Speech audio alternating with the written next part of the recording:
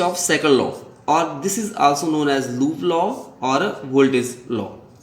It states that the algebraic sum of all the voltages, that is the potential differences across all elements and EMF of all sources in any closed electrical circuit is a zero.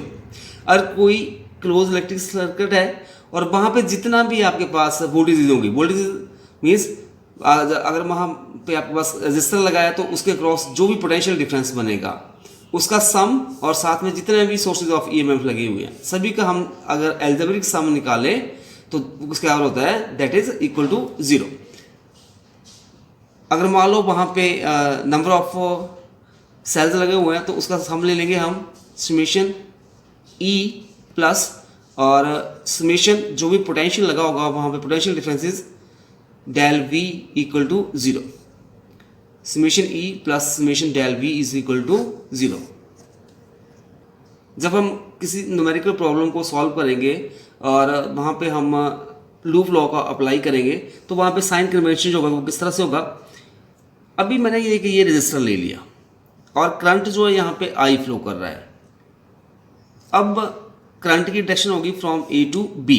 अब मैं वहाँ पे loop consider कर लेता हूँ.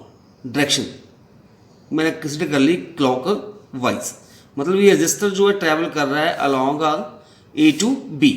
तो यहाँ पे करंट और रजिस्टर दोनों की डायरेक्शन सेम है.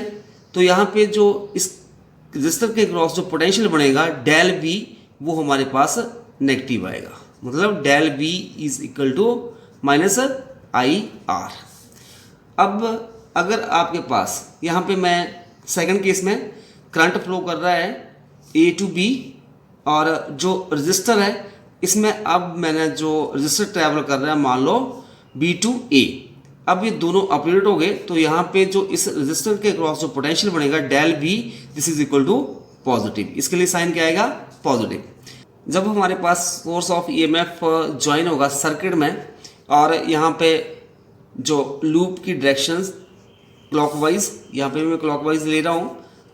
अगर जो सोर्स ऑफ ईएमएफ ट्रैवल करे नेगेटिव टू पॉजिटिव तो यहाँ पे साइन किया जाएगा ईएमएफ क्या हो जाएगी, दिस इज इक्वल टू, अगर नेगेटिव आता है आगे तो ये बन जाएगा पॉजिटिव और अगर पॉजिटिव आगे आ रहा है तो हमारे पास ये बन जाएगा ईएमएफ हो जाएगी नेगेटिव. इस तरह से हम साइन अप्लाई करेंगे. जो ये साइन कन्वेंशन है इसको हम एक एग्जांपल की सहायता से स्टडी करते हैं. यहाँ पे क्वेश्चन है, let us calculate the currents in the two resistances shown in the given figure.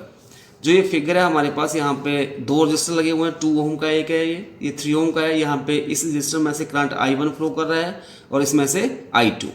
तो इन दिस केस I1 और I2 निकालना है हमने.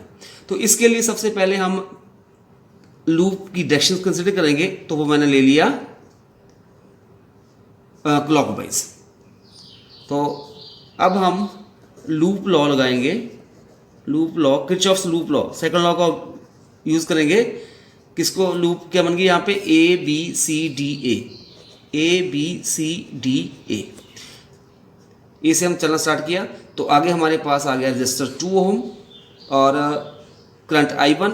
तो इन दोनों की डायरेक्शन सेम है तो यहाँ पे आ जाएगा साइन लगेगा.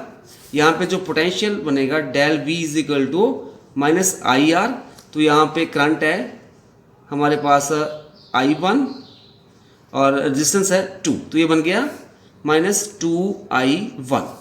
अब इसके बाद हम यहाँ पे पहुँच गए. यहाँ पे सेल का पॉजिटिव तो यहाँ पे नेगेटिव साइन आएगा और कितना है 1.5 और साथ में फिर यहाँ से हम यहाँ पे पहुँच गए. फिर यहाँ पे जो करंट इस रजिस्टर के थ्रू I2 है और रेजिस्टेंस 3 ओम तो del V is equal to किसका हो जाएगा आई आर. तो I यहाँ पे है I2 माइनस I2 हो जाएगा और 3 तो ये बन गया माइनस 3I2. और यहाँ पे आ जाओ, यहाँ पे नेगेटिव आ रहा है तो पॉजिटिव आएगा और 3 वोल्ट है तो 3 इज इक्वल टू 0. क्योंकि जो सम होता है वोल्टेज इसका in case of loop law is equal to 0. तो हमारे पास ये सारा सम जो आ गया वो 0 के बराबर. थोड़ा इसको मैं और रीअरेंज करता हूँ. यहाँ पे आ जाएगा माइनस 2I1 माइनस 3I2. अब प्लस 3 माइनस 1.5 ये बन जाएगा हमारे पास प्लस 1.5 इक्वल टू 0। अब इन दोनों को मैं इस साइड लेके जा रहा हूँ तो ये बन जाएगा 2i1 plus 3i2 equal to 1.5। अब दोनों ये रजिस्टर जो हैं 2 ओम और 3 ओम ये सीरीज में ज्वाइन है, तो यहाँ पे हमारे पास इन दोनों के क्रॉस जो करंट जो है वो सेम रहेगा, क्योंकि सीरीज में करंट जो है सेम रहता है through devices.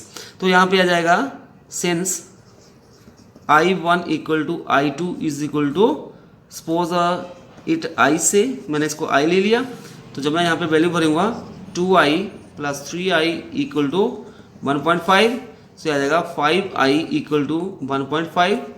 This implies i is equal to 1.5 over 5। तो इसको थोड़ा सॉल्व करते हैं, और तो पॉइंट हटा दिया तो नीचे 10 मल्टीप्लाई ये बनेगा 50, 5 3 द 15, 10 5 द 15, 3/10 and this is equal to 0.3 ampere. Current आ जाएगा I 0.3 एम्पियर। सो हमारे पास I1 भी 0.3 एम्पियर हो गया और I2 भी 0.3 एम्पियर, क्योंकि हमारे पास I1 is equal to I2 is equal to I है। तो इस तरह से हम किरचॉफ्स लूप लॉ का अप्लाई करेंगे in a closed electrical circuit to find the current